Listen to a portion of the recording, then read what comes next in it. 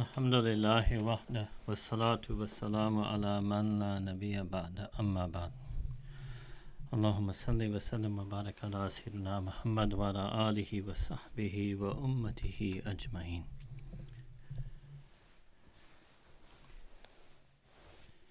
As in last time, inshallah, today,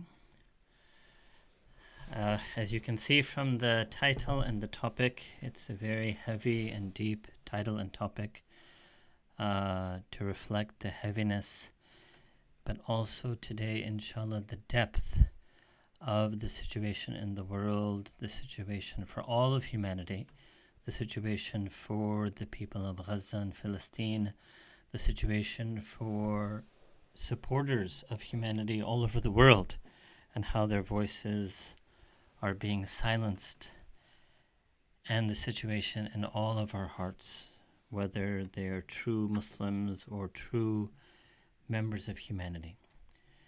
As in last time, I am going to divide this talk in two parts. The first is going to be an analysis on parts of the political situation, and the second part will be a presentation on what our faith, the faith of Islam, guides us to do in this situation. And as in last time, inshallah, I will later on try to put some type of timestamps so people can navigate and listen to the part that interests them. On a more personal note, I am aware that this particular channel is not where I usually speak about such topics, and the audience is very diverse, and not every topic is for everyone. So again, you may navigate to whatever part is of relevance to you.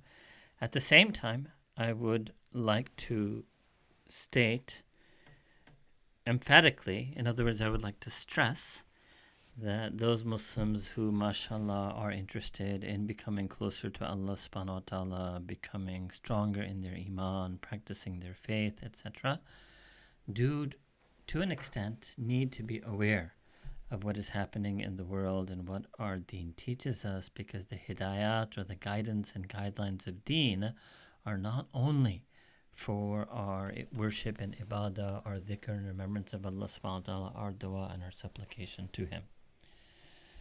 That said, for my own personal benefit, and maybe to resume our connection with all of you, I do hope, inshallah ta'ala, to return to some other topics. I have been in Jummah khutbahs here in the United States. Every Jummah I've been saying that there is no other topic, and this is the only topic I will talk about.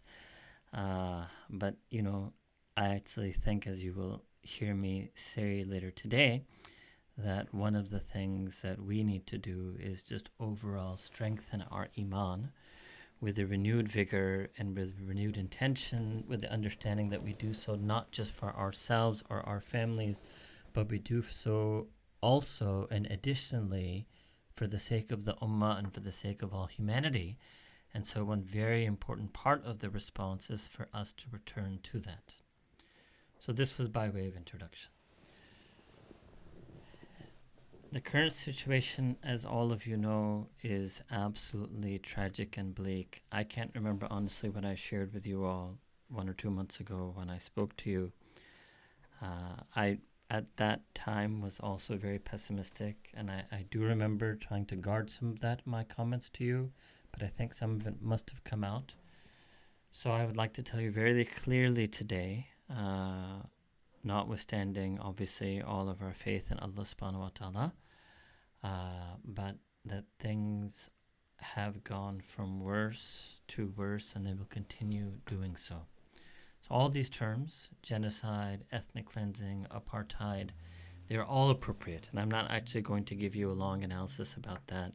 These are terms that Amnesty International, Human Rights Watch, B'Tselem, which is an Israeli human rights organization located in Israel, have been using all of these terms, and many and by many I mean literally tens of thousands of non-Palestinians, non-Arabs, non-Muslims have been using these terms. Thousands of scholars, academics, experts on what is international law, what is human rights truly properly understood, historians, activists have been using these terms. So it's absolutely irrefutable. But it's not about the term. I want you to understand a certain reality. And the reality is that the plan has always been from October 8th, and in fact, I would argue for many Zionists, many supporters of the State of Israel, since the very beginning. You can put that beginning at 1917, you can put it even earlier than that, you can put it later than that. There has always been a segment of the Zionist lobby that has wanted all of the land of Palestine for a one state that they call the State of Israel.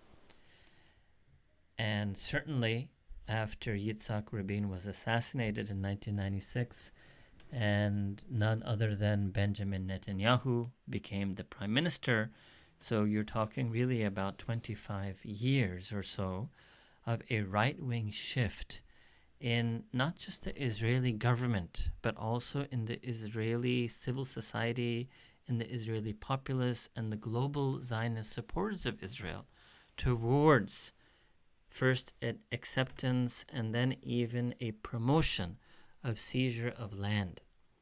Gaza, as all of you know by now, is a tiny strip which is largely refugees from other parts of Palestine that were herded in there, concentrated in that area, hence the term concentration camp.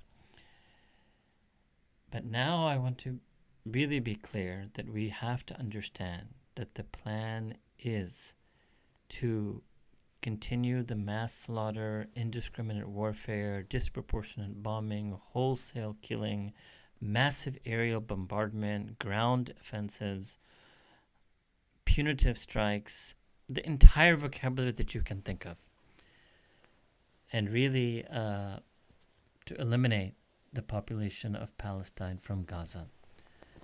That elimination could be through murder, as 20,000, and that number will go up to 100,000 after the continuing violence, and then the many, many thousands who will die due to starvation, disease, illness, the many thousands who are unknown to be buried under rubble.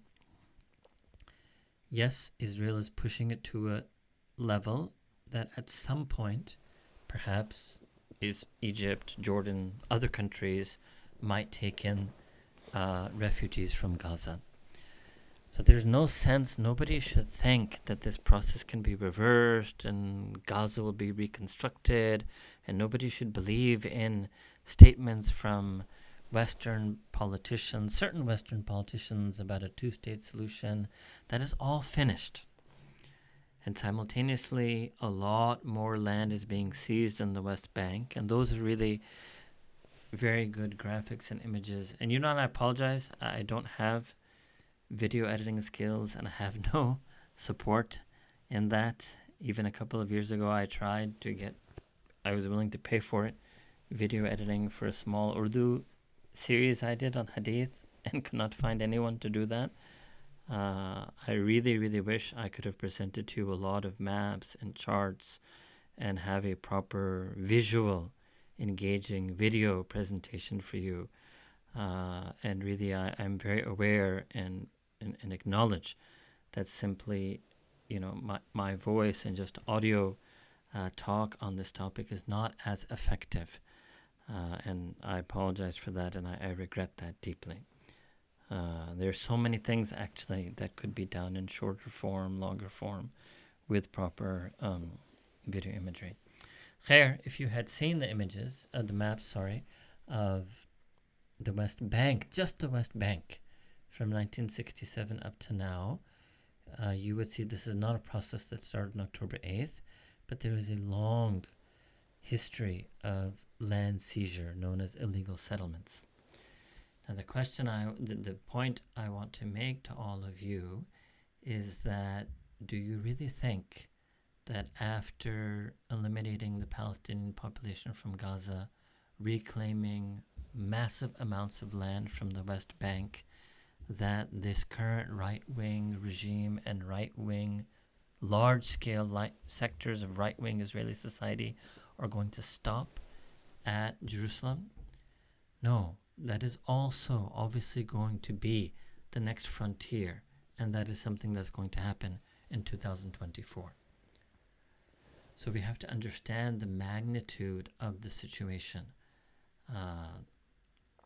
And, there's a flip side, which I'm going to explain to you. Tens of thousands, not hundreds, not thousands, tens of thousands of Jewish Americans, non-Palestinian, non-Arab, non-Muslim Americans is a separate category, non-Jewish, and specifically tens of thousands of Jewish Americans are also calling out the current Israeli regime and state and Israeli society for supporting this genocide, apartheid, and ethnic cleansing. But even all those tens of thousands of Jewish voices are not making a single dent in terms of the policies being pursued by the Israeli military at this moment and their plans for what they plan to do over the next few months. So I'm going to explain later that does not mean that anybody should passively be fatalistic and do nothing, but at the same time we have to be realists and understand really the scale and magnitude of what is being done. So it should also be clear that the Israeli talking points have proven to be false. Number one, this is not self-defense. First of all, Hamas does not even pose a threat in any way to Israel. These rockets are nothing more than pebbles. I wish I could show you. There was a New York Times image of the rocket blasts in Israel, and it's a beautiful suburb with solar panels on the house and 2 cars destroyed.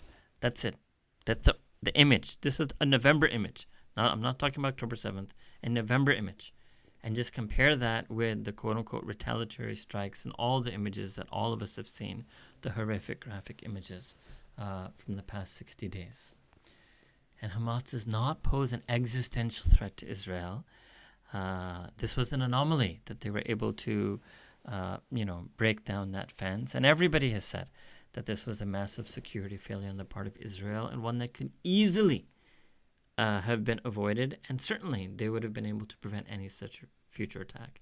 So there is no threat. It is not about regime change either, that no, we are only wanting to eliminate Hamas, because as all of us have seen, there have been target killings of civilians. You can't even call it collateral damage. Hospitals, schools, universities, United Nations run schools, United Nations staff, journalists, professors. Recently, some of you may have seen somebody who I've been actually following and reading on Twitter. And you feel you sort of get to know someone and feel their pain on Twitter. And they also know of their impending doom. And so many of them would be posting, if I die, and one by one. Target killings. Strikes specifically on their cars or on their apartments or on their locations, where no one would claim there's a single Hamas operative there and this person was not a human shield in any way. So it is a mass slaughter and killing. And there's no shortage of statements by current and recent and former Israeli politicians and generals that are clear genocidal maniac statements.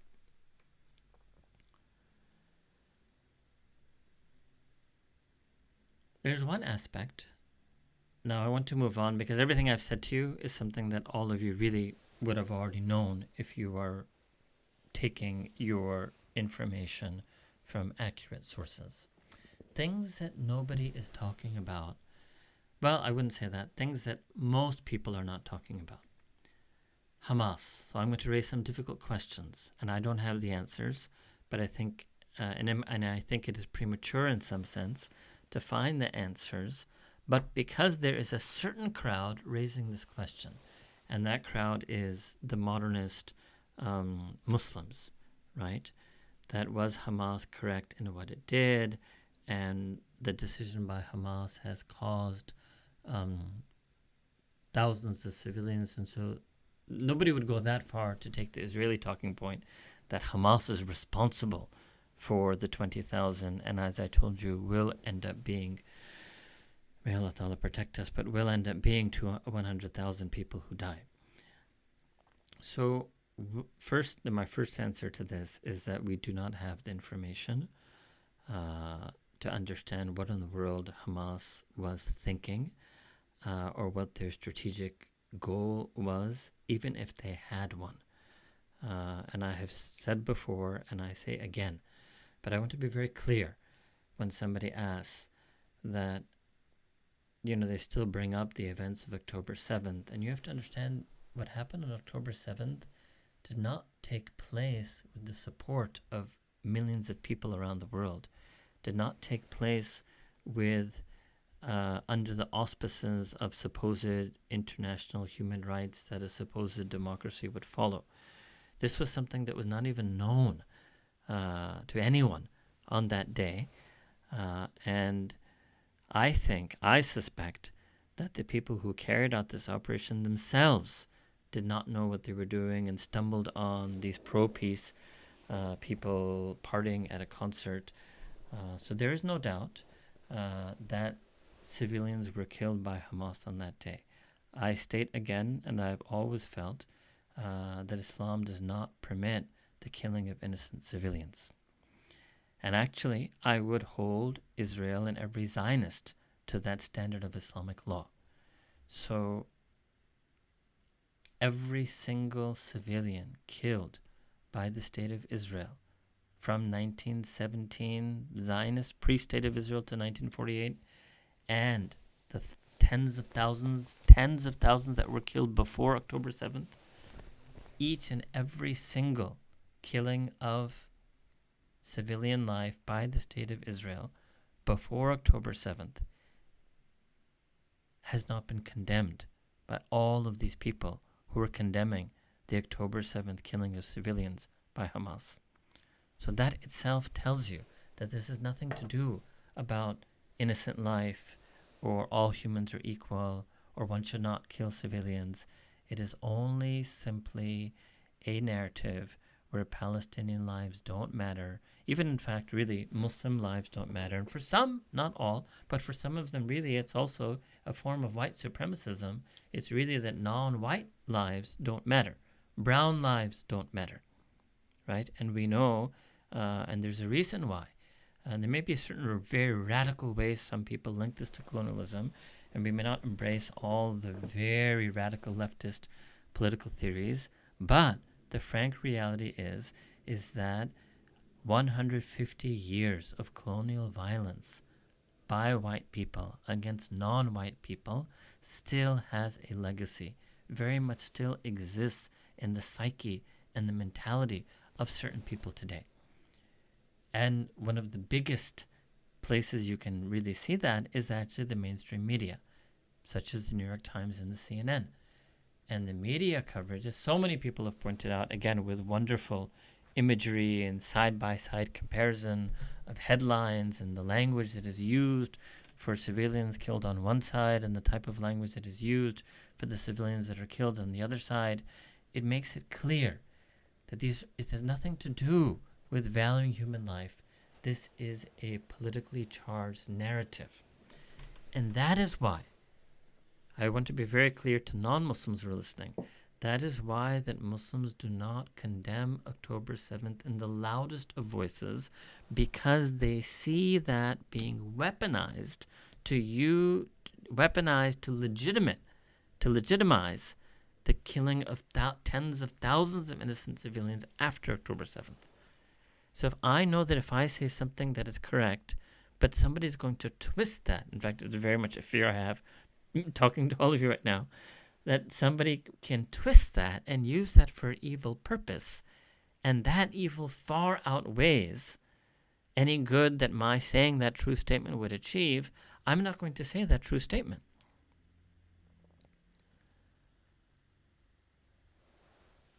All right. Now, I said that we wanted to take a deeper look today. The first deeper look is that one thing has become very, very clear in the last 2 months is that the Western world, and I'm talking about the governments and not the people. I'm going to talk about the people separate secondly. So first, the governments, United States and European governments, do not truly have any respect for international law or human rights. They do not even think and will not say publicly that the Geneva Convention, which is supposed to be agreed by everyone in the world, and actually is very much in accordance with Islamic law, applies to Palestinians.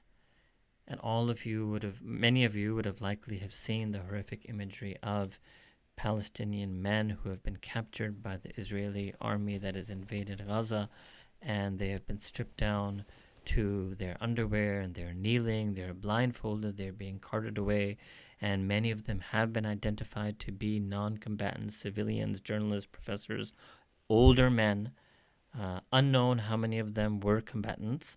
But even the point being is the Geneva Convention applies also, parts of it apply to prisoners of war, which means includes combatants, which would include Hamas combatants. So forget even the civilians, even the Hamas combatants are not meant to be treated this way. But you will not find any country, any government in the Western world who themselves are signatories to that Geneva Convention criticizing Israel for doing so. The people, on the other hand, are very different. And this is also very revealing. The majority of Americans support multiple polls. Every single poll has said this. The majority of Americans and the majority of British, just to take two countries for example, support a ceasefire. So this also shows a second hypocrisy, which is that of democracy, because the governments are supposed to represent the people. And democracy claims to be rule of the people, by the people, for the people, but simply because practically not every citizen can be in government. So the notion of representative government is that the representatives, the politicians, are nothing more than representatives of the will of the people. So when the will of the people is not to support and fund the bombing, not to provide bombs and money to the Israeli military, but the will of the people is being ignored by the government, that shows a fundamental hypocrisy in their idea of democracy. Another deeper thing that I want all of us to understand is that both in the United States and in Europe, you will see a right-wing trend in politics. You had a complete right-wing fanatic whose party recently won the most votes in Netherlands. And Netherlands presents itself as being, it's not Scandinavian, but the Scandinavian countries, Sweden, Norway, Finland, and then also Denmark and the Netherlands. These 5 countries often are presented as the most progressive countries in the world. Well, the factual reality is they have the most right-wing people in the white Western world. In Netherlands, they came in first place. In Italy, by the way, they also won, and the prime minister is from that right-wing party. In France, they get increasing votes. And in Sweden, they came in second. And in Germany, of all places, you also find a rise of the right wing. So this is the third hypocrisy, that somehow the liberal West reached a level of quote-unquote progress where they were true humanism, right? This was the claim of secular humanism, that Western liberal progressive values would lead to such a level of equality and justice for all, that it would be the truest manifestation of humanism in all of human history. This is the level of claim that they have. That democracy is the final and best form of politics, secularism is the best way for society, and capitalism is the best way for the economy, and we've achieved all 3, and this is the absolute best form of humanity.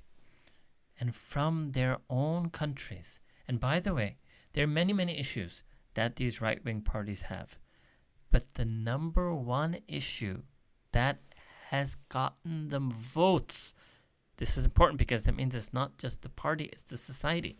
the number one issue that has gotten them votes in their societies, due to which they're winning in Italy and Netherlands and coming in second in Sweden and making sweeping gains across Europe. The number one issue is what? Anti-immigrants. Being against the immigrants. And within that, who are the immigrants that they're most against? Muslims. So it means that if you just look at the trend of politics, and again, voting, which voters represent society, it's not just about governments and political parties. If they're getting the votes, it means these trends exist in the societies, in the people. At the same time, you will find a counter trend. You will not find this counter trend, by the way, in Europe. Most European leftists, most French leftists are also extremely Islamophobic. However, in the United States, you have a counter trend.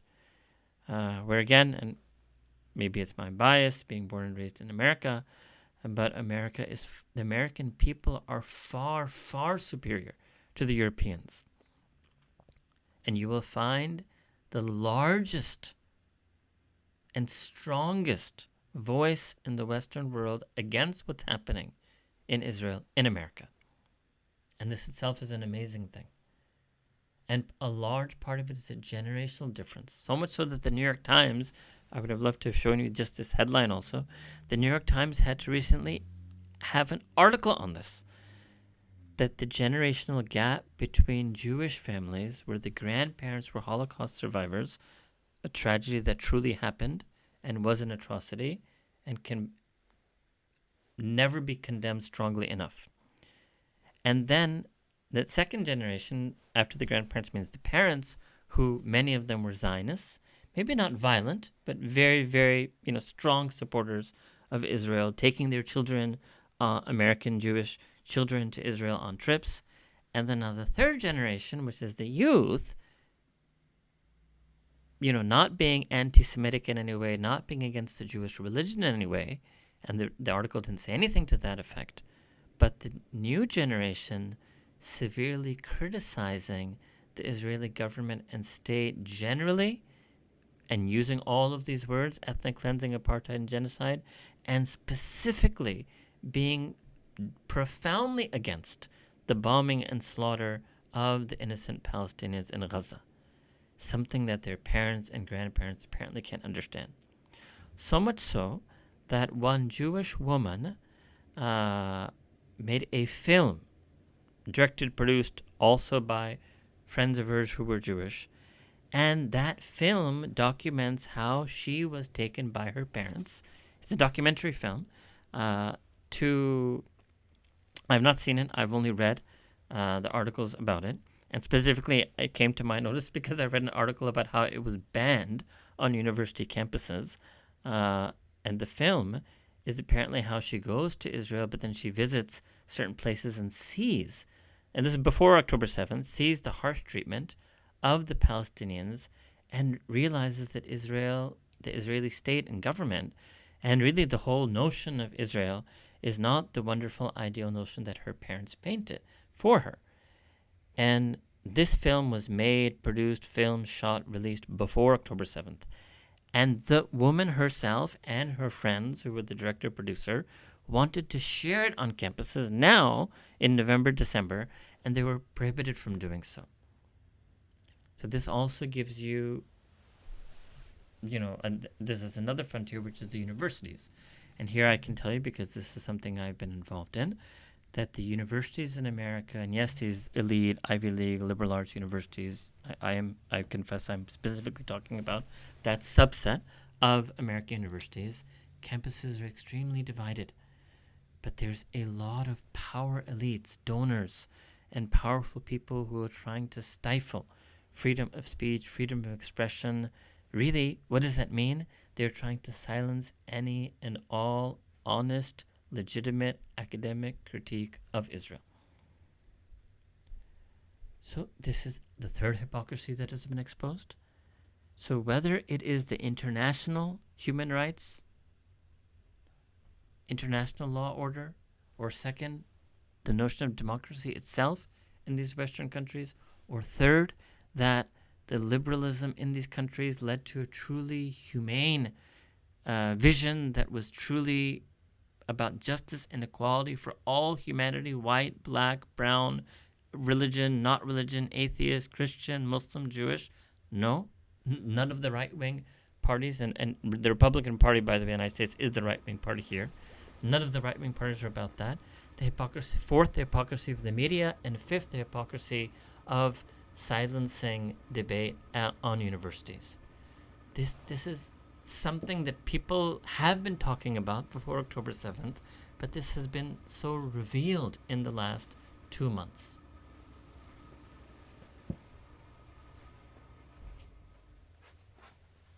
So beyond the day-to-day horror and the pain that we all feel and the regular protests that we have to keep doing, we need to take a longer and deeper look at the world.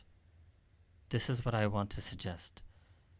That now that it has been revealed in all of its ugly nakedness what this world is about, the amount of evil in this world, the amount of evil that is tolerated in this world, the amount of evil that is defended in this world, the amount of evil that is whitewashed and presented as good in this world. And this did not start on October 7th or October 8th, but it's just become more prominent. People have become more aware. There have been atrocities in Gaza well before now. Rachel Corrie was a young American woman who was mowed down by a bulldozer 20 years ago, 2003. And I already last time spoke about the tragedy that happened with the Uyghurs in Xinjiang that is ongoing. In fact, I will tell you that one Uyghur who I personally met and heard, he said something that I had no reply for, and it was chilling. He said that while I and so many Uyghurs are here in protests for Palestine, where were the Palestinians and all these other people, whether they're Muslim or non-Muslim, protesting for the Uyghurs when it happened to us in China? So these are the type of lessons that we need to learn, that in communities, and you may answer this question differently, different individuals, different communities, but it's time we ask these questions and we draw lessons. So lesson number one is the media matters. And whether that is social media, digital media, alternative media, but it is important. Not just Muslims, non-Muslims, everyone who truly believes in humanity and the value of all human life has to continue to remain engaged to the extent that is appropriate to them as individuals and in their particular context with the media. One cannot be passive and silent en masse or in a blanket way anymore. The second lesson that really is that we have to develop more institutions, organizations, networks, platforms. And one thing that was very visible, because obviously the Zionist lobby already, way before October 7th, had a very strong, well-established network of organizations and institutions that were immediately able just to turn the switch on, right? And many of the other voices that are, truly fighting for all of humanity were in disarray, were not coordinated, and are still, I would say, very, very far behind. And so that is something that is a long-term goal and a long-term project. I also want to say that another major hypocrisy that has been revealed is the hypocrisy of Muslim governments or Arab governments, or however you want to phrase it. But that's a reality we now have to address, in the sense that we have to understand this now, that there is no hope in Muslim governments. And for each and every one of us, I think that we have to make ourselves stronger in deen. Because very soon I'm going to switch to the religious analysis, I truly personally believe that all forms of beneficial activism that does not tax you beyond your ability to bear it should continue. But I want to tell you very frankly, the activism will not win. But yes, the deen teaches us to be activist anyway. Even when you know that raising your voice will not make a difference, you raise your voice anyway. And that's something I'm going to talk about, is that we don't raise the voice just to make a difference. Because if that was the only reason you were doing it, then yes, this realistic, pragmatic stance I'm taking would mean that you should stop raising your voices, because I'm saying that raising your voices are not going to make a difference. But in addition to raising our voices, alongside that activism, we have to make each and every single one of ourselves stronger. And that is really something that is in the moment. And, you know, maybe it's hard for me to separate this whole political religious thing in a very clear way. So let me just mix it up a little bit. Every human being who wants to be on truth in a time of evil needs to be stronger. So not just so they can become a stronger advocate of truth, but so they can themselves be more firm on the truth. وَتَوَاصَوْا بِالْحَقِّ وَتَوَاصَوْا بِالصَّبْرِ. Also so that they can be strong enough to always recognize the evil for what it is. Also that they can be strong enough not to overreact or misreact against that evil despite the evil that it is. There's so many forms of strength, resilience, depth, hilm, tahammul, forbearance, vision that a person needs. Now the practical way to do that first and foremost is Quran al-Kareem. Because in the second part I'm going to show some verses which again people don't normally want to talk about. We have to become much, much stronger in our knowledge and our connection, our recitation, our pronunciation, our translation, our commentary, our reflection, our implementation, our internalization, our practice of Quran al-Kareem. Until we become a walking, living, breathing, feeling Quran, we will not be able to survive these difficult times, survive the evil that confronts us. So the first practical thing then is to spend more time, and I name many, many ways to interact with Quran. I've given talks on this before. Many people have given many talks on this that you will find. You must increase your ta'alluq, your connection with Quran al-Kareem. Second, and there are many, many things, these are all separate topics. The second thing, and I'm going to just talk about 3 right now on this. The second is to leave ghafla. Again, something that I've talked about, I've always striving in myself and always trying to help others strive on this particular thing. Leave ghafla means leave heedlessness, leave futile things, stop wasting time, stop wasting your life. That's what we should view it. Don't think I just wasted 1 hour surfing. Think like this: I wasted life. I wasted this precious thing called life. I wasted the aman, the sanctity, the safety, the security that Allah subhanahu wa ta'ala gave me, whereas others are being tormented through trial and eviction and mass-scale slaughter and murder and mass-scale widows and orphans and maiming and handicapping. And I was sitting in a state of complete and absolute peace, aman, sanctity, safety, security, with everything I needed in my fridge. And I wasted that. And that's the reality that we have been. This situation, which I explained to you about the world, has not come about on its own. It came about in our watch. It came about on our watch because we were ghafil. When Rachel Corrie was bulldozed in 2003, up to now, 2023, 20 years, we have been ghafil. I, me, you, us. We have been ghafil. Just think all the time that all the Muslims, me, you included, in 20 years spent in their futile surfing. They've spent all that time learning about the truth, being people of truth, guiding others of humanity to truth, calling to the truth, supporting the needy. The world will be a different place. So the first of the 3 things is deep, lasting connection to Quran al-Kareem. Second is a deep aversion and repulsion and a flight from all forms of ghafla.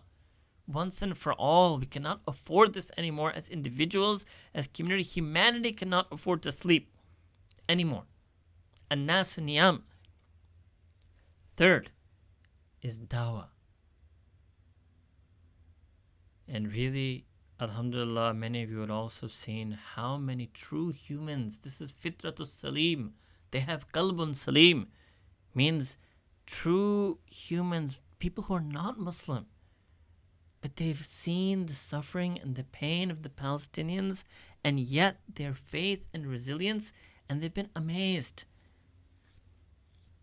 And they've also been able to recognize the evil that is being perpetrated as the evil that it is. And whether that is an empathy for Muslims, whether that is an interest in Islam, whether that is outright accepting Islam. But it's also the second thing I told you, leaving ghafla.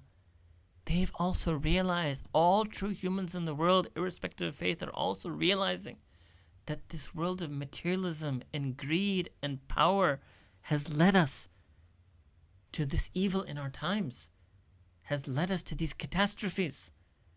And they've also realized the second thing that I told you, that we have to leave this materialism, this greed, this power, this heedlessness, this thoughtless, heartless, mindless entertainment. MashaAllah, I will tell you, some of the non-Muslim activists in this country, Allahu Akbar, I have not seen passion like that. I've not seen ikhlas like that. The sincerity, the passion, the indefatigability, the istiqamah, the himma, the hilm, the tahammul. I will use words in Quran al-Kareem to describe them. I've not seen that. I have to tell you honestly, I have interacted with many Muslims in my life. There are very few Muslims I've met in my life who really really displayed and demonstrated these characteristics that I've seen in the true humans that I've seen in the last 2 months. I will share with you, just so you. So we went to this march as a family, all 6 of us, in Washington, D.C. Some of you would have likely seen this. They're happening all over the world. And this was, mashallah, many of you are going as well. And I don't know, I'm not comparing to other countries, but at a personal level, and those of you, some of you who listen who have known me personally, it's very hard to be in America at a time like this when, to live in the country that is funding this murder, right? And it's very different from the protests in the UK or Muslim countries or other places like that. And to be honest with you, I didn't know really exactly what to expect. But it was really one of the most amazing experiences of my life. I want to tell you that. And I don't know how many people were there. Some people said there were 50,000. Some people said 100,000. Some people said 300,000. Allahu Alam, but it was a lot of people. And we made it a point to sort of get there early. And as Allah subhanahu wa ta'ala would have it, I cannot, obviously I did not see everybody there, but the whole time the people we were surrounded, and that would change because, there was flux in the movement, and you end up being with different people, different groups. There were so many non-Muslims there. And to be honest with you, those of you know what I look like, there were actually very few people who looked like me over there. There were very few, very visibly, Muslim males. There are a lot of women in hijab, mashallah. So I think I was also attracting a bit more attention because the way I look. But alhamdulillah. But, and I was, and there were times I was marching next to the Jewish Voices for Peace, and If Not Now, and even just individual, maybe they were not even necessarily Jewish, just white American. A lot of white Americans is what I want to tell you. A lot. The majority of people in that march were not Muslim, and I was there for hours. And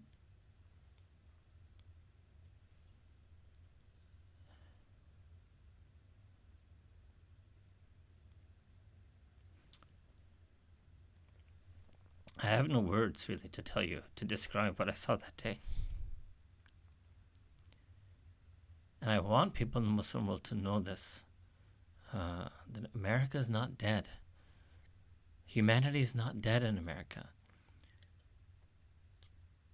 In fact, humanity is very much alive here in ways that perhaps it is dead in the Muslim world.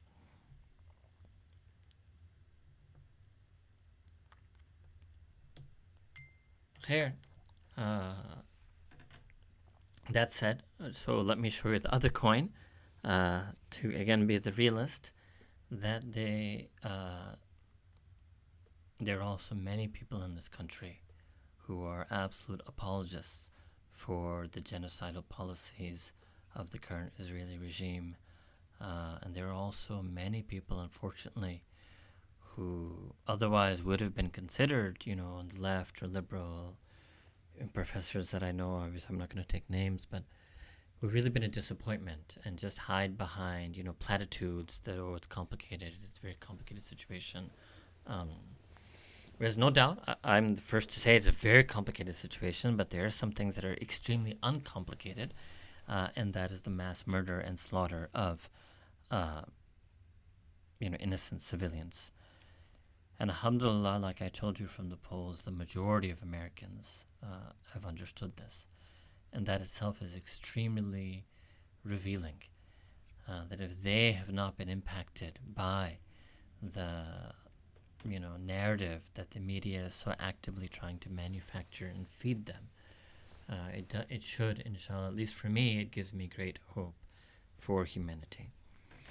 So here, there's a bit of a rambling talk. It's a very long topic, and that's part of the reason it's very hard to gather these topics and feelings. I'm just sharing it with you in a very disorganized way, and I apologize for that. I will, inshallah, there are some verses from Quran al-Kareem and some hadith from the Prophet ﷺ. And today I'm actually going to do something different.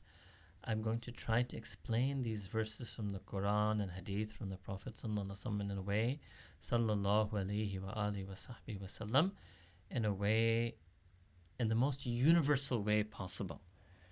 Because one of the things I really feel is that, whether they accept Islam or not, but I think it's very important that we show non-Muslims what is the light, what is the nur, what is the light of the guidance of our deen about these times and about the evil that we confront. So I'm also going to, I don't think I've ever, normally I don't do that, but in this next section, although I'm now transitioning to the religious part, I'm going to do that in the most universal terms as possible. So I very strongly do prefer and think it is preferred to use the Arabic name of God, Allah subhanahu wa ta'ala, but I also very much believe that the English word God is representing and denoting that same one, true, only one, supreme being. And I will also try to use as little Arabic terminology or translate it, and I'm going to use the most broadest translations of these verses and hadith to really draw lessons from them for all of humanity and for the situation that is affecting all of humanity, not in a way that is particularistic or unique to Muslims or Islam. Alhamdulillah nahmaduhu wa nasta'inuhu wa nastaghfiruhu wa nu'minu bihi wa natawakkalu alayhi wa na'udhu billahi min shururi anfusina wa min sayyiati a'malina. Man yahdihillahu fala mudilla lahu wa man yudlilhu fala hadiya lahu. Wa nashhadu an la ilaha illa Allah wahdahu la sharika lahu. Wa nashhadu anna sayyidina wa sanadana Muhammadan abduhu wa rasuluhu. Amma ba'd. فأعوذ بالله من الشيطان الرجيم بسم الله الرحمن الرحيم والفتنة أشد من القتل صدق الله العظيم اللهم صل وسلم وبارك على سيدنا محمد وعلى سائر الأنبياء والمرسلين وعلى صحبه وأمته أجمعين كما صليت وباركت على إبراهيم وعلى آل إبراهيم إنك حميد مجيد. Okay, I just spoke a lot of Arabic, so just for the sake of time, I won't do all of that in English.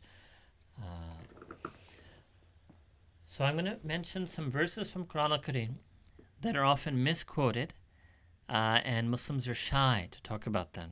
And a very prominent Muslim scholar mentioned one of these verses in a talk recently, and I wanted to mention the broader passage in the Quran and shed some light on it. The reality is that sometimes there is some evil in this world, that the only way to save humanity from that evil is to put a stop to that evil. So, what should have happened now, and what many people within the State Department and within the Western world are trying to advocate, is that the United States should have supported the United Nations Security Council resolution in calling for an immediate and complete and lasting ceasefire and cessation of all hostilities, bombing, military operations, and then should have enforced that, as the United Nations Security Council was originally envisioned to be a place where the world body meets to decide on something, and then is now justified to legitimately enforce that if it needs to be enforced. So all diplomatic pressure, economic pressure, such as boycott, should have been applied on the State of Israel to stop the bombing. And if they still did not respond to that, very much in the same way that NATO bombed Serbia, when Serbia refused to comply with the United Nations Security Council resolutions demanding it to stop killing and bombing innocent Bosnian civilians, I would literally say that if the Israeli state and government do not comply with international human rights law, then if diplomatic and economic pressure failed, the United Nations Security Council resolution would have been passed and would have been enforced in the same way that NATO enforced it on Serbia. Now, anybody who hears this is not acceptable to say. It's acceptable if it was NATO and Serbia. It's not acceptable if you're talking about Israel. It's acceptable to talk about the enforcement of any United Nations Security Council resolution. It's acceptable to talk about, if needed and to the extent required, the enforcement of international human rights law in any situation. But when it comes to Israel, there is a glaring double standard. So let me even go further. What would that mean? What would that look like? So let's imagine an army of angels. And we can imagine that in a religious sense as well. What I mean here is that let's imagine a perfect army. What would be the perfect response now to what is happening? So that would be a perfect army would perfectly respond to the Israeli military aggression by simply stopping and preventing the Israeli army from killing any more people. That's it. And yes, absolutely, I'm completely on board with that. Perfect army would restore all the Israeli civilians taken hostage, and would also free all the innocent Palestinian civilians in Israeli jails. It would also liberate all of the land that was forcibly, violently seized from innocent people. It would protect the innocents, and that's all it would do. That would be the perfect solution. This will never happen. I'm not saying this can't happen. It will happen. But if we allow ourselves to dream, what would happen? First dream could be, yes, diplomatic, and people were dreaming that. But I think everybody's realized that's no longer going to happen. But the first dream was, yes, that diplomatic pressure would be applied, economic pressure would be applied. The United States would use a special relationship with Israel and tell them that they may not kill civilians anymore. Those also would have been that would have been a wonderful way. That any civilians that are being killed, not one. There are even people who ask this question, how many children is too many, or what is the red line? It's very simple. The answer to the question is zero. 0 children. 0 Palestinian children, 0 Israeli children, 0 Muslim children, 0 Jewish children. I don't even know why people ask this question. The answer is 0. There's a very clear red line. It's 0. Hamas cannot kill an Israeli child. Absolutely not. And I do not accept any Muslim discourse that says they can do so out of retaliation or revenge or no. So the perfect army would stop that as well.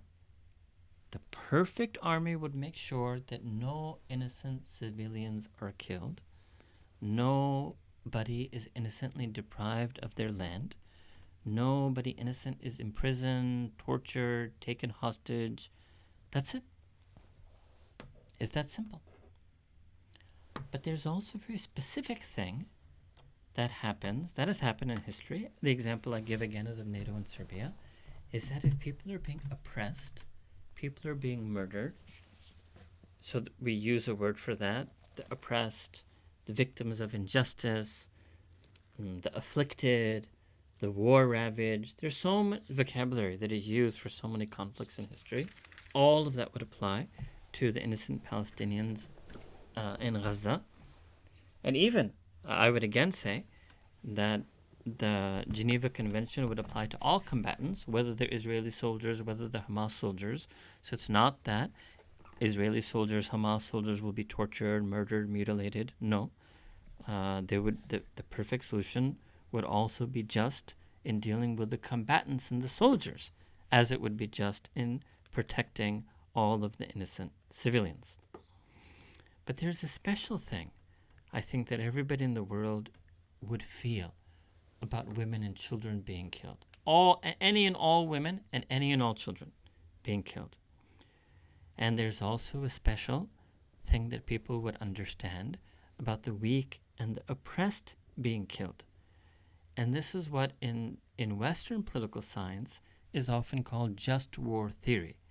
So the just war theory means that sometimes wars are just and sometimes wars are unjust. So the Israeli war against the Palestinian civilians in Gaza is unjust. The NATO war against Serbia was just. And definitely there are many situations where parts of it is just, parts of it is unjust. The Israelis view the killing of Hamas soldiers as just. Hamas views the killing of Israeli soldiers as just. There are going to be difference of opinions, different perspectives. But what I want to focus on is those things that all of humanity would agree is unjust. And one of the major things in that is the killing of women and children. And then you have a situation where, and this is really like, it's what we call, I mean, these are fancy English words, but it's what we call dystopian, apocalyptic type situation, where you have millions. So now I told you there are 20,000 that have been killed, and it's going to hit 100,000. At the same time, you have 2 million people who are being herded or told to leave or move here, or we're bombing there, we're not bombing there. Just imagine that all the pictures that you see of rubble, just put them all together, and then remember that there's no food, water, electricity, fuel, etc. And then imagine people are already refugees for generations, and then now in the last 2 months they're refugees and homeless and walking around with backpacks. People who have glasses, like someone like me, if my glasses broke, I wouldn't even see properly. They just little things like that, even, right? And then much more horrific things. And just milling around, trying to move from one place, trying to find shelter, running here, running there, nothing to eat, sleeping on rubble, sleeping under rubble. And this is not, so just, I really think this 20,000 people killed, even the word, the 20,000 is misleading, because the situation is affecting 2 million. So the real number is 2 million. The real number is not 20,000. The number of 20,000 is just the casualties. The number of oppressed, affected, afflicted in this situation is 2 million. And now these 2 million, so obviously they're going to be crying out. They're going to be crying out for help. They might, yes, if they're Muslim, they're going to be crying out to help for God. If they're being crying out to help for other people. Some might even be crying out to help for angels, for someone, for anybody to be a protector to them, anybody to be a rescuer for them, right? Anyone who can be a helper to them. Okay, so this is actually what Allah subhanahu wa ta'ala has said. God has actually explained this in the Quran. So this is in Surah Nisa, and this is a long passage. This is the 4th surah, and we'll start with verse 75. أعوذ بالله من الشيطان الرجيم بسم الله الرحمن الرحيم وَمَا لَكُمْ لَا تُقَاتِلُونَ فِي سَبِيلِ اللَّهِ. That what has happened to you, that in this, let me read the whole thing and I'm going to recite it in a longer way to you, that flushes out the entire meaning. And actually, I'm going to say, I'm not going to take the position that this verse is about a context. I'm going to say that this verse and passage is actually universal, because it explains the universal conditions in which it applies. وَمَا لَكُمْ لَا تُقَاتِلُونَ فِي سَبِيلِ اللَّهِ وَالْمُسْتَضْعَفِينَ مِنَ الرِّجَالِ وَالنِّسَاءِ وَالْوِلْدَانِ الَّذِينَ يقولون ربنا أخرجنا من هذه القرية الظالم أهلها واجعل لنا من لدنك وليا واجعل لنا من لدنك نصيرا. So the complete translation of this passage taken together is that in this situation where innocent civilians are being killed, women are being killed, children are being killed, and they're in a physical place. It could be Gaza Strip, it could be of any physical locality, where the people of that locality or the government and regime that is administering that territory or blockading that territory or invading that territory is unjustly murdering and killing and slaughtering them, including women and children. So what would those innocent people, including men, innocent civilians include men? There was a brilliant piece actually on this. But where a person was writing, again, a non-Muslim was writing that men are also innocent civilians. We're only talking about women and children. But here, Allah subhanahu wa ta'ala, God in the Quran, is also making special mention of women and children. So they're going to cry out for help. And if they're believers, they're going to cry out to God. And they're going to say, Rabbana, which means, oh, our kind and loving Lord, our Rabb, can you rescue us from this place where the people of this place, al-dhalimu ahluha, the people of this place are oppressors. And can you provide for us somebody, waliya, who will be our protector, nasira, who will be our helper, our rescuer. And in that situation, when they're calling out for help, when innocent civilians, women and children who are being slain unjustly are calling out for help, then God asks humanity, right? That what's the matter with you? That you're not going to wage a just war to rescue these people? And this is applied so many times in human history. So many genocides, so many slaughters, so many violations of human rights, all full of people who were innocent and who were killed and who were crying out for help. And humanity had the help and the power to help them, but they chose not to. That's it. This is God's message in the Quran. And then if you move further down, further along in the same chapter, surah number 4, An-Nisa, and go down then to verse 85, it's all part of a passage, but this is the conclusion of that. And this is where Allah subhanahu wa ta'ala, God makes this clear in Quran al-Kareem, and He reveals, مَنْ يَشْفَى شَفَاءَةً حَسَنَةً يَكُنْ لَهُ نَصِيبٌ مِّنْهَا وَمَنْ يَشْفَى شَفَاءَةً سَيِّئَةً يَكُنْ لَهُ كِفْلٌ مِّنْهَا وَكَانَ اللَّهُ عَلَى كُلِّ شَيْءٍ مُقِيتًا. What does this mean? It's very clear that Allah subhanahu wa ta'ala is also making it clear that there are two types of forces. One is what is called hasana. That means virtue, good, honesty, humanity, justice, fairness, innocence, preservation of life. And there's a second thing that is called sayyi'ah. And sayyi'ah means evil, oppression, injustice, murder, slaughter, genocide.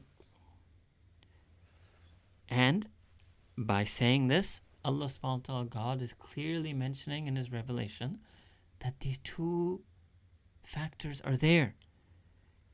And then the meaning of the verse is that whoever intercedes and helps and takes the side of the good, the virtuous, the innocent, the helpless, they will receive a reward for that. And whoever helps and assists and facilitates and is an apologist for and defends evil will also be guilty of that evil, right? Literally it means they will share, they will get a nasib, means they will share in the burden of that evil. Sorry, not nasib, they will be, they will be seen as supporting that evil. And then Allah subhanahu wa ta'ala, God, who is the being of perfect beauty, perfect wisdom, perfect knowledge, perfect awareness of everything, the outer actions, the inner motives, the inner intentions, وَكَانَ اللَّهُ عَلَى كُلِّ شَيْءٍ مُقِيتًا, that Allah subhanahu wa ta'ala, muqita here it means that Allah subhanahu wa ta'ala takes account. You could say that Allah subhanahu wa ta'ala is the sustainer of all things.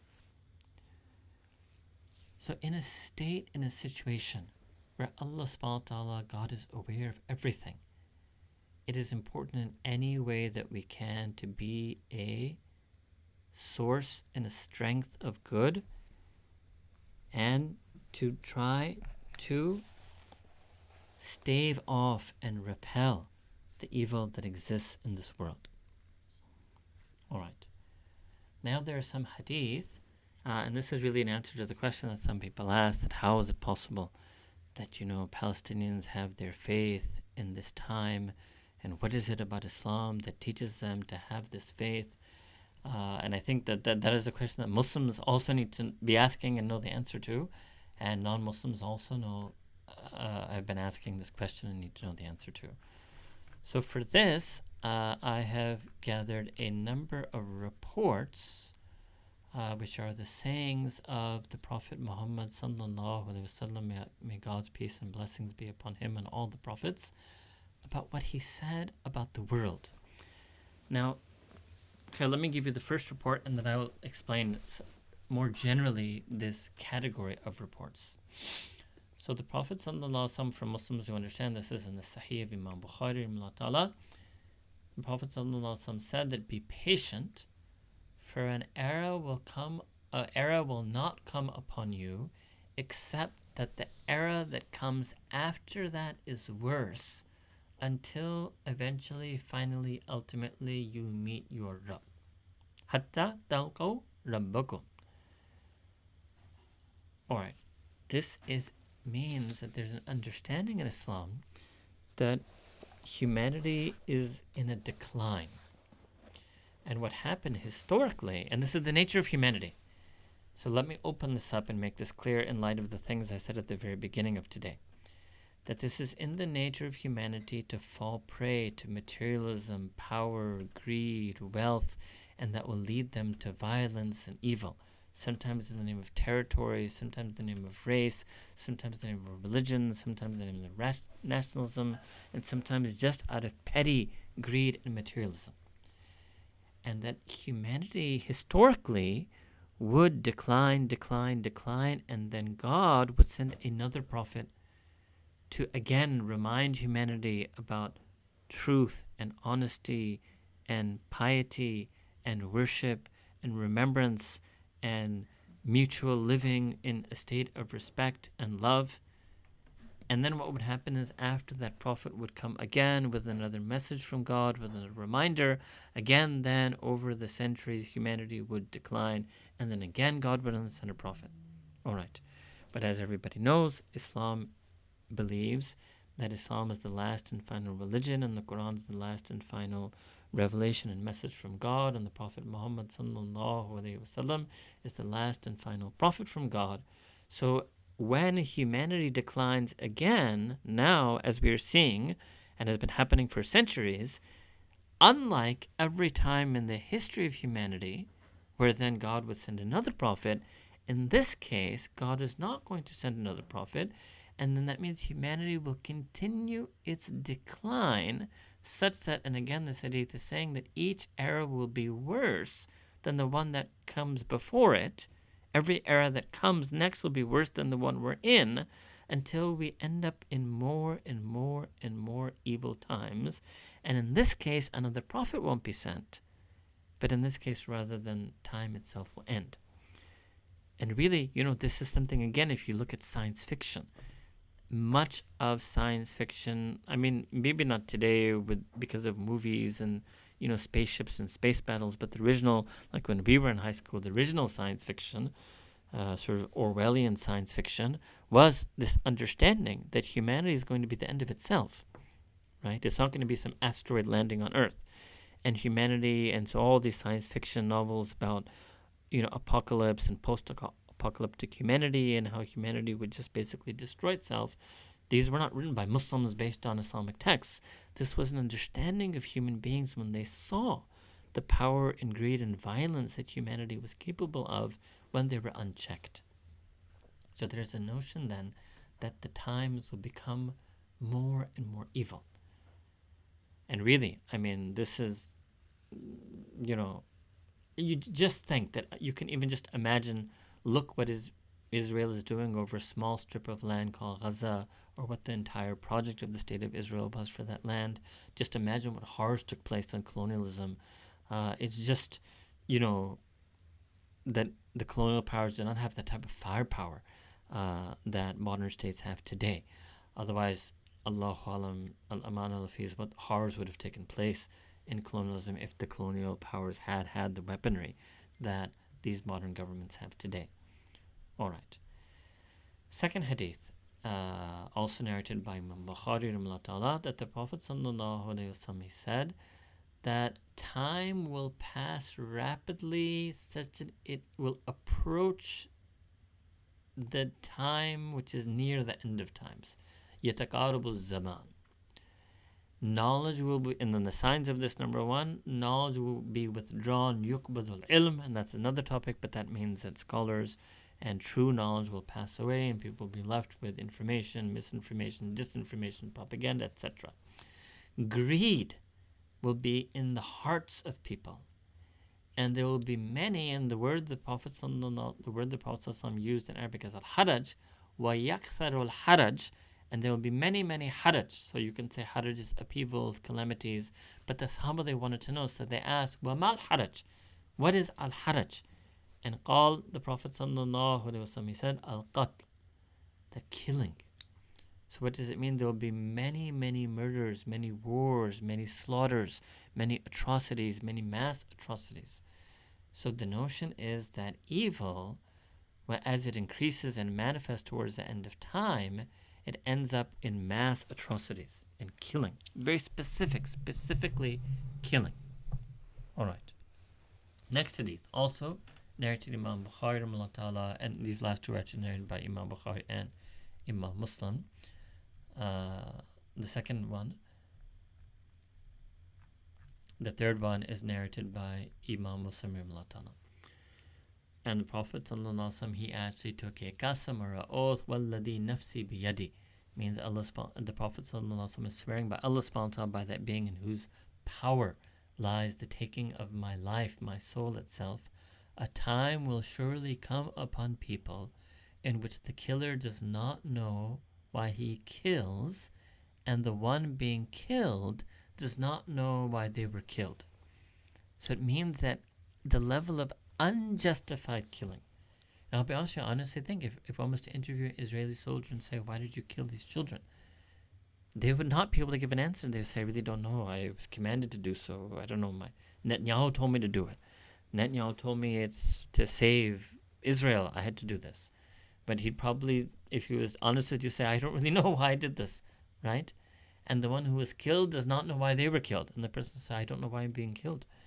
Right? The Palestinian civilians say, why are we being killed? We've already been, deprived of our land, herded into this small concentration camp, stripped of the right of return to our homeland. We've already been under a blockade for 15, 16 years, and now we're being killed. But it goes to show that it's a particular type of killing, a particular type of injustice, unjustified killing. The next hadith, this was narrated in the Musannaf, deemed reliable by the Muhaddithin and narrated by in the Musannaf Ibn Abi Shayba, that the Prophet ﷺ, this is actually a call of Hudhayfa, who was a companion, who was actually narrator of the second or the first hadith, I think that I khair. So Sayyidina Hudhayfa, he said that one of the tabi'in, or it's not clear, maybe one of his fellow sahabi, you asked him, so it just says su'ila, so he was asked that which trial is the worst, which means which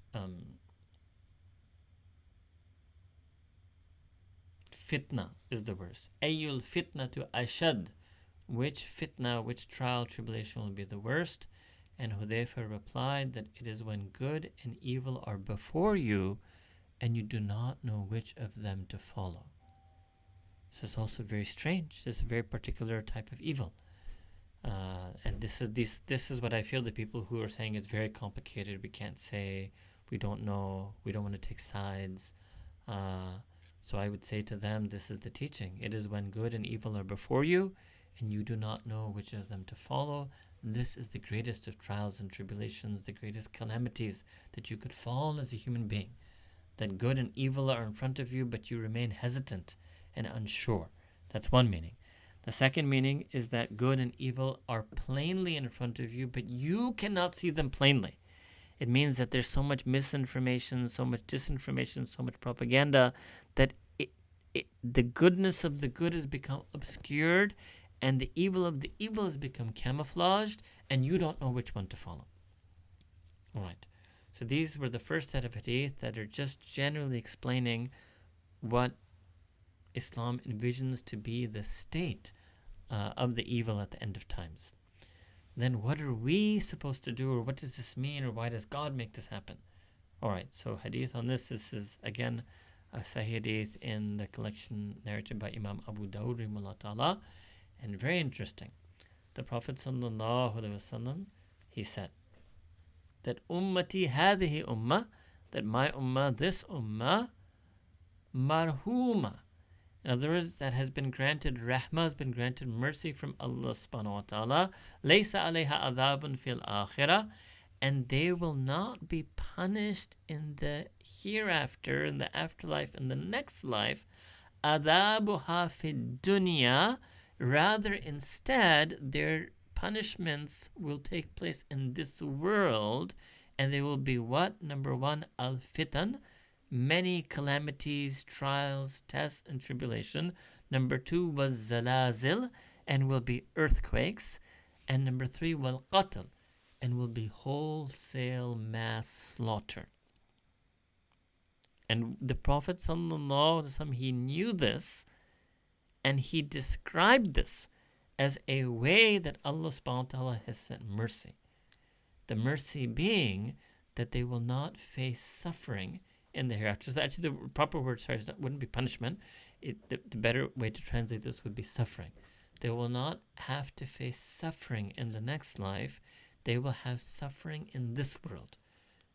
And that suffering will be through fitan, trials, tribulations, calamities, earthquakes, and wholesale mass slaughter. So this is then the Islamic faith understanding that the suffering in this world, even in the horrific case of qatl, of mass slaughter, is a mercy from God that saves the person from the suffering in the hereafter. And as I mentioned in the previous talk last time, that the people who are afflicted with suffering don't actually feel the pain when they are killed in the suffering.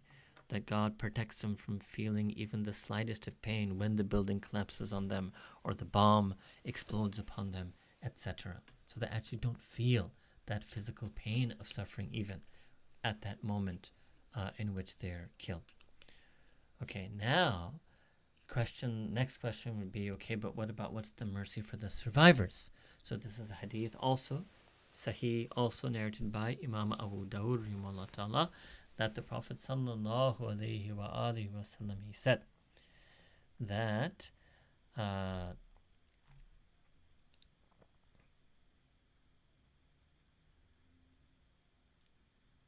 Okay.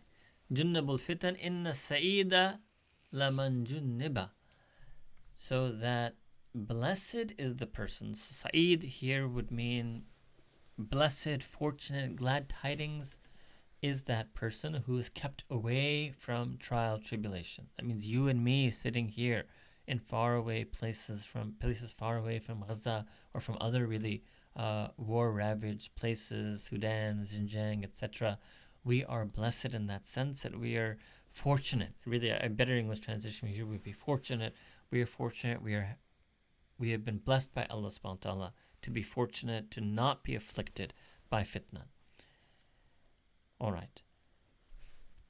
And the Prophet ﷺ then repeated this 3 times.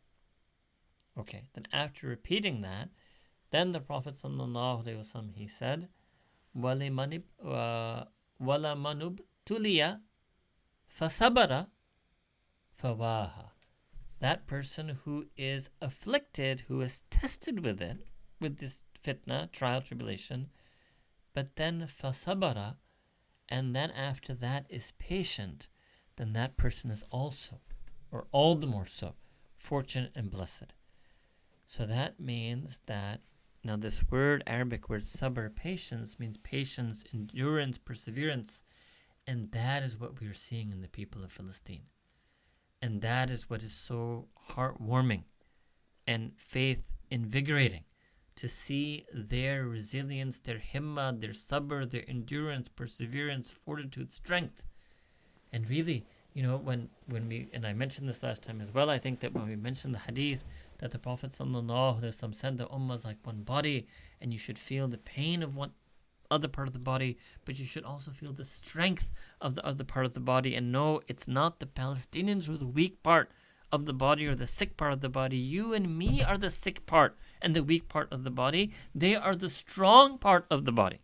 And that is because Nabi Kareem sallallahu alaihi wasallam said that people will be tested according to the strength of their iman. No one was tested more than the prophets. And he said about himself, I, Prophet sallallahu alaihi wasallam, was tested the most from the prophets. And so if they're obviously, not if, they are being afflicted with a test far greater than the test that you and me are facing, is because their iman is much stronger, is because they are stronger, their sabr, their strength, their perseverance is stronger. And not only should we feel their grief and their sadness, we need to tap into their strength. And this is why we cannot stop the activism. You cannot take a break. You cannot forget about them.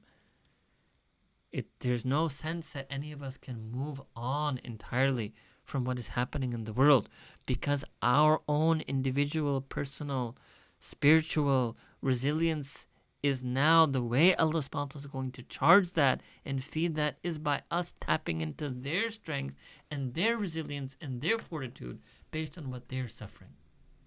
So that is why they are adopting the path of sabr and fortitude. But then, finally, yes, then there comes the stage. And we haven't, well, Allahu Alam, there will be elements in which that stage has been reached. And this is another hadith in Sahih Muslim, that the Prophet ﷺ, he took the same oath, I swear in that being in whose power lies the taking of my life, that, and this is about the very evil at the very end of times, the world would not come to an end until a person would pass by a grave and then, you can say, roll themselves over it, expressing the wish that they themselves could be in the place of the occupant of that grave. And this is not because of religious reasons, or not that they want to be an akhir, because of the fitna. Because of the fitna of living. So that means that the evil at the end of time will be so severe that passing on to the next life would actually be desirable. It may be a situation like that already in Gaza al-Aman al-Hafiz. Alright. The strength and resilience that comes, hadith in Sahih Muslim, the Prophet ﷺ said that fitna, again, tu'radul fitan, that all these different trials and tribulations will be presented alal qulub, will be presented upon the hearts of the people, like a reed mat woven stick by stick. any heart that is affected by them will have a black mark put into it. But any spiritual heart that rejects the effects of that fitna will have a white mark put into it. Thus, there will be two kinds of hearts. One is pure like a white gemstone. What it means here is a sparkling, clear gemstone. It will not be harmed by any trial as long as the heavens and earth endure. And the other is like a rotted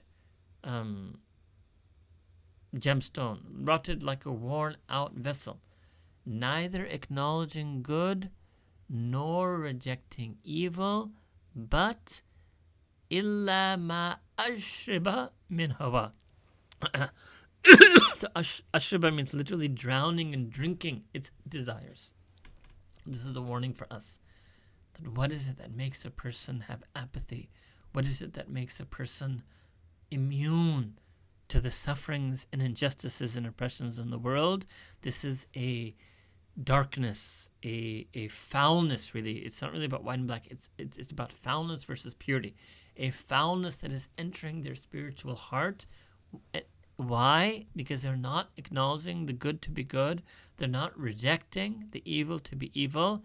And they're doing nothing other than drowning in their desires. And this is, Aman al-Hafiz, some of the states of some of the Gulf Arabs. They're just upset that all this happened, and why couldn't things have just carried on in our economy and our development and etc. Their desires. They're caught up in their desires. I saw a horrific video of a Gulf Arab, condemning Palestine and cursing Netanyahu only for one reason, that he's not finishing the job. And this was not propaganda. This was an actual, and I don't want to stereotype all the Gulf Arabs and say they're all like this, but there's a lot of problems in the way the Arab world has also understood what is happening. Anyway, I don't want to return to the political aspect. So the Prophet ﷺ, it made it clear. So then me and you, to strengthen ourselves, we have to make sure we do not become drowned in our desires. To make sure that we protect our heart from the foulness of the fitna. We have to make sure that we acknowledge and voice the truth to be true, and that we reject the evil as evil, and we're never absorbed in our desires. So this was again a hadith in the collection of Imam Muslim. Another hadith narrated in the Musnad of Imam Ahmed rahimahullah ta'ala, again deemed reliable, Hasan, Jayyid by the Muhaddithun, is that this is the famous hadith that many of you will have heard, that a fitna will approach like the darkest part of the night, and the part that you will be aware of, that a person will wake up as a believer, but by evening will be an unbeliever. So what does this mean? I again want to show you that the fitna isn't just, fitna again means trial, test, is not just am I going to have apathy, or am I going to fail to call out evil, or am I going to fail to recognize the truth, or am I going to drown in my desires? Those were symptoms. The effect will be that you can lose your very iman itself. Wake up with iman and pass away without iman. Allahu Akbar. And then the Prophet ﷺ said that people will sell their deen. People will sell their deen. Yabi'u qawmun deenahum. Qawm means there will be a segment of people who will sell their deen. For what?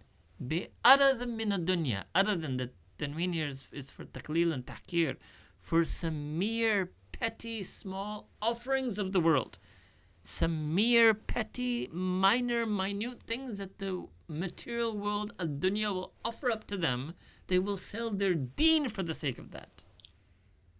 Allahu Akbar. They will sell their deen for the sake of, a Formula One race in their country, or, And then the Prophet ﷺ said that, and in contrast, the person who remains steadfast and holds on to the deens, al-mutamassiku yawma idhin bidinihi. Mutamassik, tamassuk, who will hold fast to their deen, it's going to be so hard. It will be as if they were grasping a flaming ember, right? Flaming ember, simple English, hot coal, right? Or a bundle of thorns. It'll be hard for them to do it, but they will still do it. Hard not because the deen is difficult.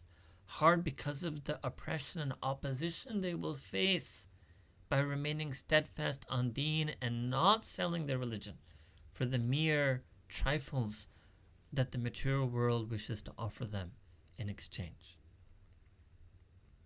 Next hadith, narrated by Imam at-Tirmidhi rahimahullah ta'ala, also graded as Sahih by the Muhaddithun. And this is, again, a second, so the one hadith that is very famous, that you wake with Iman and in the evening you've lost your Iman. The second one, that barely you were in a time, which means the time of the companions, the time of the Prophet ﷺ, when a person, if they leave a tenth, they will be ruined. But then there will be a time when a person who practices a tenth will be saved. And the Arabic here is interesting because man amila minkum bi ushre, and whomsoever amongst them, it's you, but you at that time, practices ushr means a tenth, ma umira bihi naja, a tenth of that which they've been commanded with. So now, the ulama have referred here in hadith that this does not, it's not referring to faraiz in terms of 1/10 of prayer. What it's referring to is al-amru bil maruf wa nahyan al munkar. And that is why the muhaddithun correctly placed this hadith in the sections that are talking about fitan. So Imam at-Tirmidhi rahimahullah ta'ala, he places hadith in Kitab al-Fitan, or the chapter dealing with tribulations. So in the time of the companions, let's say in the foundations of Islam, a person could not even leave 10% of enjoining that which is virtue or forbidding that which is evil. But in our time, even if we do 1/10 of that, we will be saved. And what does not act, the purpose of the hadith is not to make us lax in that duty, but rather to show that in times of fitna, indeed, how very difficult it is to do amr bil ma'ruf wa nahy anil munkar. All right. And then a similar hadith, so I actually, because I found this and I wanted to just include it with a slight aside, the same hadith but with a different additional statement. So this narration is in the Musnad of Imam Ahmed rahimahullah ta'ala. Also, this particular hadith has been deemed Sahih by the Muhaddithun, that the Prophet ﷺ said a very interesting thing, that you are in a time, innakum fi zamani ulama, you are in a time where there are ulama uhu kathirun, that when those who possess knowledge, obviously in the Sahaba, are many. Wa khutaba'uhu qalilun, and those, now this word can generally be, obviously khatib is a person who is a preacher, which is a good thing, but here the word is being used in contrast to ulama. So what it means here is popular preachers who lack knowledge. And the Prophet ﷺ said about that time, those are very few. And then he said the same thing, that whoever leaves 1/10 in this time of what he knows, so it's not what he's been commanded, the words are different, of what he knows, he will be ruined. But there will come a time where there will be few scholars and many popular preachers who don't possess deep knowledge. There will come a time, right? وَسَيَأْتِي عَلَى النَّاسِ زَمَانٌ يَقِلُّ عُلَمَاؤُهُ وَيَكْثُرُ خُطَبَاؤُهُ. And in that time, a person who holds steadfast, man tamassaka fihi bi'ushayrin.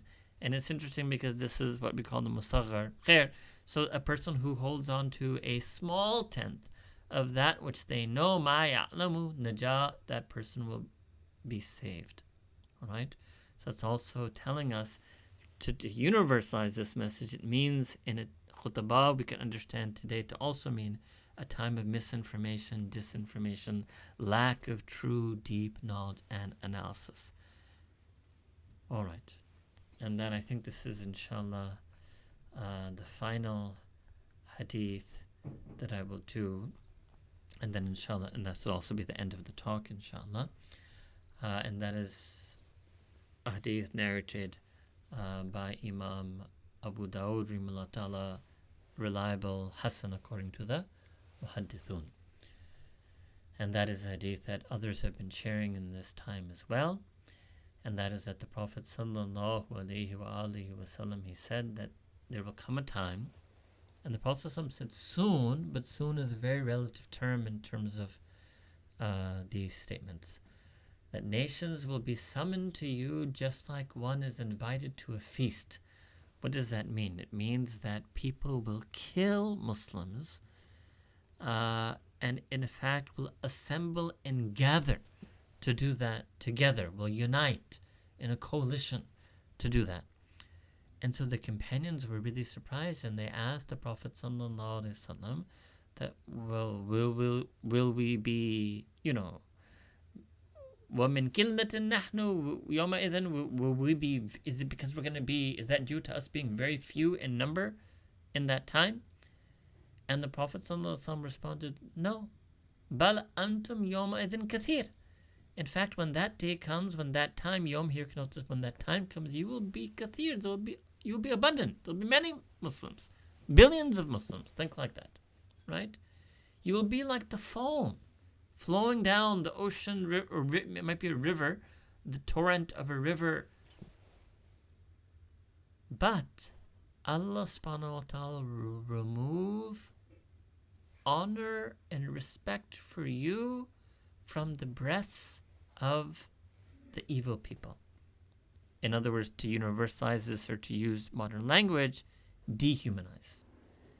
In the hearts of the people who will be coming to kill you, you will be dehumanized. So it's nothing to do with the fact that you're a minority or your numbers are few. In fact, you will be many of you. It also means that has nothing to do with the fact that you're few and you are, because of your small numbers, you will be weak. Now, you will be large in number, but you will be weak due to the reasons I mentioned earlier, in that the Prophet ﷺ mentioned in the hadith I shared with you earlier. It means you have fallen into the desires of this world, into materialism, into greed. You're unable to recognize truth for truth, evil for evil, all those things that we mentioned. And yes, obviously, there can be 1 billion people alive, but if those 1 billion people are materialistic and in the pursuit of greed and power and wealth, and do not recognize virtue as virtuous and do not recognize evil as evil, their being 1 billion will not make them human. So here the Prophet ﷺ said that you will be dehumanized. That's as far as their chests, all right? And in the Arabic word there's sudur, so I would say breast or chest. And interesting, then the Prophet used a different Arabic word for the Muslims, which is qulub. And in your spiritual hearts, so for them, in their chests, you will be dehumanized. And in your spiritual hearts, all right, fi qulubikum al-wahan. There will be something called wahan, right? Now, wahan in simple English or simple Arabic, let's say in English, would just mean feebleness, weakness. But it's not a very clear word, right? So one of the companions, they asked the Prophet sallallahu alaihi wasallam, the Ya Rasulullah sallallahu alaihi wasallam, wa mal wahan? What is this wahan? Qal, the Prophet sallallahu alaihi wasallam said, hubbud dunya wa karahiyatul maut. That you will love the world and worldly things, material comforts, your ease, wa karahiyatul maut, and you will be averse to journeying to the hereafter. You see how I'm trying to explain this to you in the translation? you will become fond and delight in the comforts of your worldly life, and you will then become averse to journeying to the hereafter.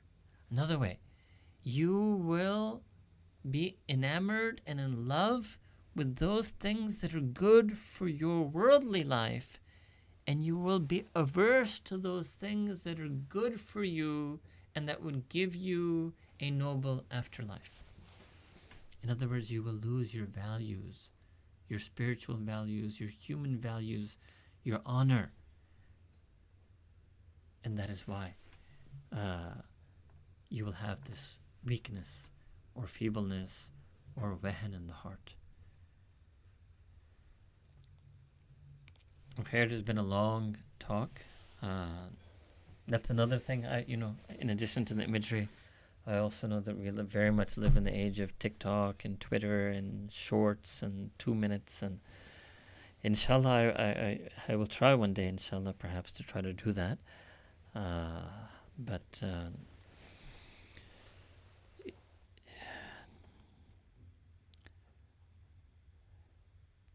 it's very hard to continue functioning for many of us on a day-to-day basis, whether it is the shame of drinking water, the shame of sleeping on a mattress, the shame of having food, the shame of still having your children alive when people have lost their children, the shame of being able to hug your child or your son or your daughter alive when you see images of people hugging the corpse of their son or the corpse of their daughter, dead, not dead, alhamdulillah, martyred, and alive with Allah subhanahu wa ta'ala.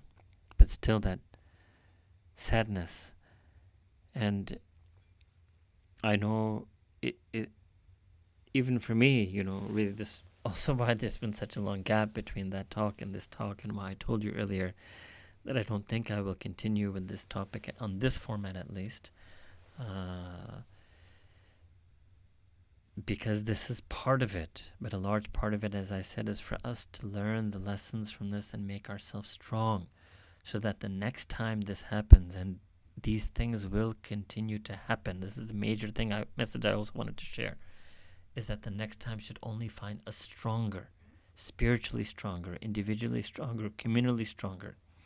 Should find us more wise in our activism. Even if I don't think any activism of any kind will have that complete effect any time in the present or in the future, but it has a partial effect. It has even a small effect. Even marching with, I'll tell you another story from that day. There was a very old white couple. I imagine maybe he was, really old, maybe 70s, 80s, maybe somebody who probably marched in the 60s against Vietnam or Allahum, because we weren't close enough to talk. Because again, like I told you, I was one of the few people who looked like I do on that day. And at least where I was marching, there were many people like that I saw later driving in, driving out. But it just so happened throughout that day where we were marching, there were, not many, very few. So I don't know how that man, he saw me from a bit far away, and we locked eyes, and he was holding a sign. And I honestly can't remember what the sign said, but I just remember this much. It was a very beautiful handmade sign with a very touching, appropriate message. I can't remember what it was anymore. And he sort of held that sign towards me, and I saw it, and I sort of waved at him or gestured at him to let him know that I could see him. And he tapped his spouse, his wife who was next to him, she looked even older than him, but very old lady as well. And he pointed towards me so that she would look at me, and then she looked at me, and then she raised her hand to me, and I raised my hand back to her, and I put my hand on my heart, and then both of them, they put their hands on their heart, and then by then the tide I'd passed them. They were stationary, so maybe because they're old, they were just standing sort of on the sidewalk, and we were walking in the streets and the road. So it was also very interesting. There were some people like that. Even I saw somebody in a wheelchair, and they were just on the sidewalk because they couldn't move with the procession, but they just wanted to be there to show their feelings and their sentiments. I said, subhanAllah, that person, he saw me, and because of the way I looked, because I was so visibly Muslim, he wanted to show a Muslim. And I mean, Allahumma, but I mean, apparently he looked like a non-Muslim, but he wanted to show his support for a Muslim. And that, you know, even those small connections that you make, it may not change the ground reality. And as I've tried to say to you very clearly, very carefully, because it took me a long time to even build up my strength to share this presentation of the evils that exist and the evils that will continue to come even more. Again, every era will be worse. Then every coming era will be the worst than the one we come, but there's still beauty in this world. And sometimes just to find that beauty and see that beauty and unite on that fellow humanity, even if that uniting is not going to be strong enough to stop the forces of evil, but it gives strength, it increases our strength. And really, I again very much feel that all of us, to whatever extent that you are able and capable, should share the teachings of Islam in a way that can benefit non-Muslims to understand and process these categories of evil and good. So as I did last time, I just ask all of you, and I will actually end the talk and I won't stay on with the mic muted, but ask that all of you, whether now, based if in any way our hearts were moved by what we shared today and the verses that we shared and the hadith that we shared, to make dua for the people of Gaza, and to always remember that our duas are more important, our prayers and supplications, our heartfelt prayers and supplications, and sometimes that is more heartfelt when we do that alone and not, at least for me, I feel shy to do it with you all in a gathering, but to make dua for them is much more important than the time we spend on the analysis.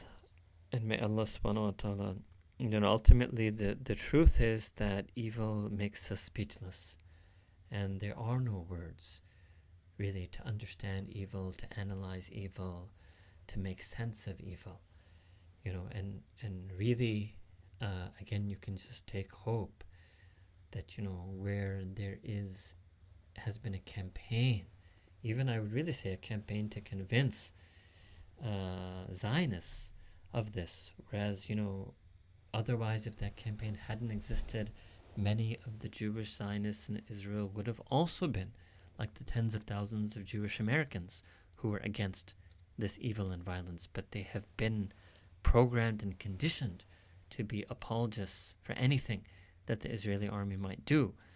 But at the same time, you see these stories or have these encounters with people that were able to break free, I mean, again, these tens of thousands of Jewish Americans who have not fallen in to any type of Zionist propaganda or apologetics for genocide, and have been able to understand that murdering innocent people is the evil that must stop.